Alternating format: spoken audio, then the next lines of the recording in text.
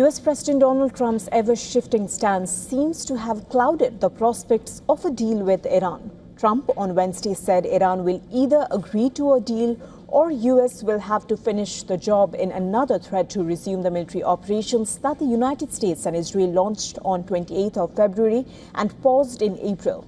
He said the Iranians were negotiating on fumes.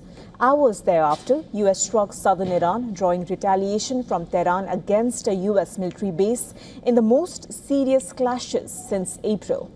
The fresh fighting appeared to have begun when Iranian forces fired at 4 ships attempting to cross the strait. An American official said US forces launched strikes that hit a ground control station in the southern port area of Bandar Abbas, prompting swift response by Iran.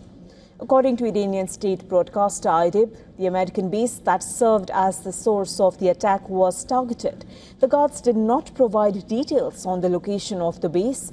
The Kuwaiti military said its air defenses were responding to an enemy attack.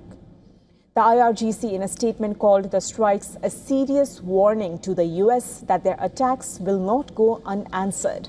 It said that in any case of any further strikes, the response will be more decisive and the responsibility for the consequences will lie with Washington.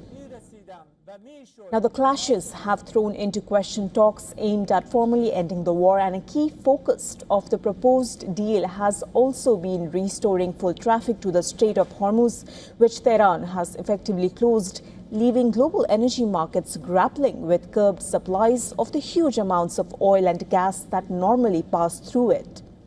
Trump separately also appeared to direct a warning to Oman, which is a US ally and mediator in the conflict, when asked about a possible short-term arrangement allowing Iran and Oman to control the Strait of Hormuz.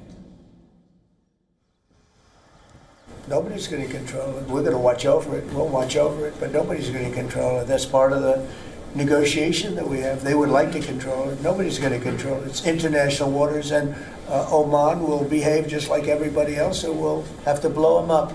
They understand that. They'll be fine. The White House did not immediately clarify whether Trump had misspoken. Oman has played a mediation role in the war and has itself come under attack from Tehran. The US Treasury also announced sanctions on Wednesday against Iran's Persian Gulf Strait Authority, Tehran's new agency that collects fees for traveling through the Strait of Hormuz. The US president also denied reports that he was considering easing American sanctions on Tehran or was willing to allow Russia and China to remove Iran's highly enriched uranium. Is the US considering easing sanctions on Iran to allow Iran to sell its crude to market? No, we're not talking about any easing of sanctions or giving money. No sanctions, no money, no nothing. We have control of money that they claim is theirs. We'll keep control of that money. When they behave properly and when they do what's right, we'll let them have their money. But right now we're not doing that, and it's not, one thing is not contingent on the other.